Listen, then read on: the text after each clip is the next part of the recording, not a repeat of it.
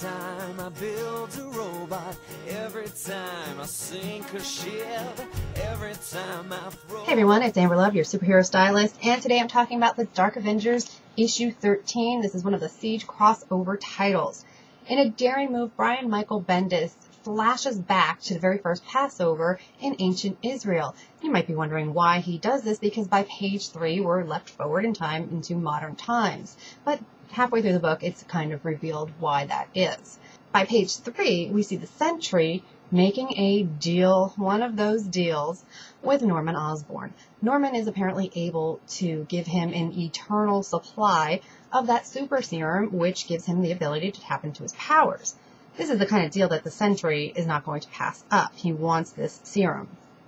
Now, he also seems to be, as I said, an eternal being, so a lifetime supply is really a lifetime supply.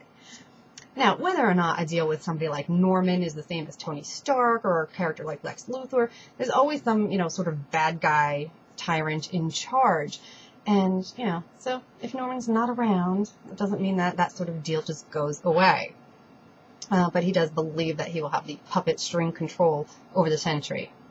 The Void, however, is trying to take more and more control of the Sentry's body. And this is a part of the psyche that was repressed when Robert's memory was wiped.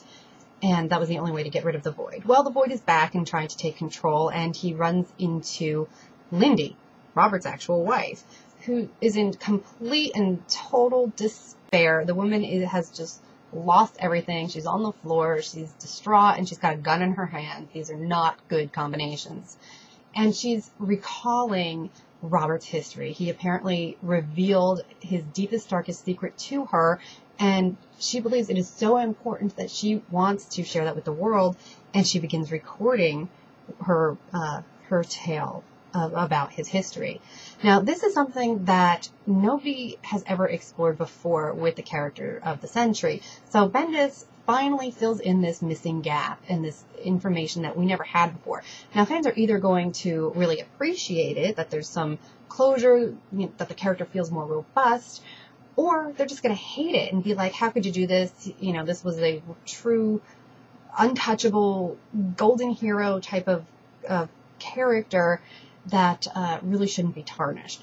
But, on the other hand, it could look like, hey, here's a man, he had a problem, and he was trying to deal with it, and it might make him more human. So I think it's a really great telling of the Sentry, but you might disagree. And the Void, as he's taking over here and bantering with Lindy, makes some sort of claim that I don't want to spoil for you. But it claims to be something else. And if it was more than just talking smack, then Siege is taking a turn that I know I never saw coming, and I think fans will probably love. I mean, there's all these problems with Asgard right now, but I think, I think if the story actually goes in this direction, then you'll be in for quite a surprise. Now, the Dark Avengers title is solicited up through issue 16 over at Marvel.com. However, there's talk of a big shakeup with the Avengers titles because, there's Mighty Avengers and Dark Avengers and New Avengers.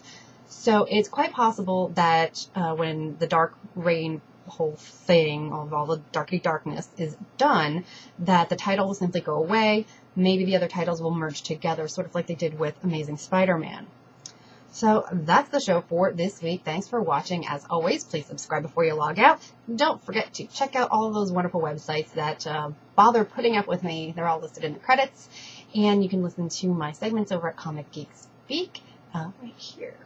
Comic Geek Speak. The reviews in a flash, where I get to rate them based on having a fangasm or faking it. Thanks very much for joining me. And don't forget, you can also follow me at twitter.com/ElizabethAmber.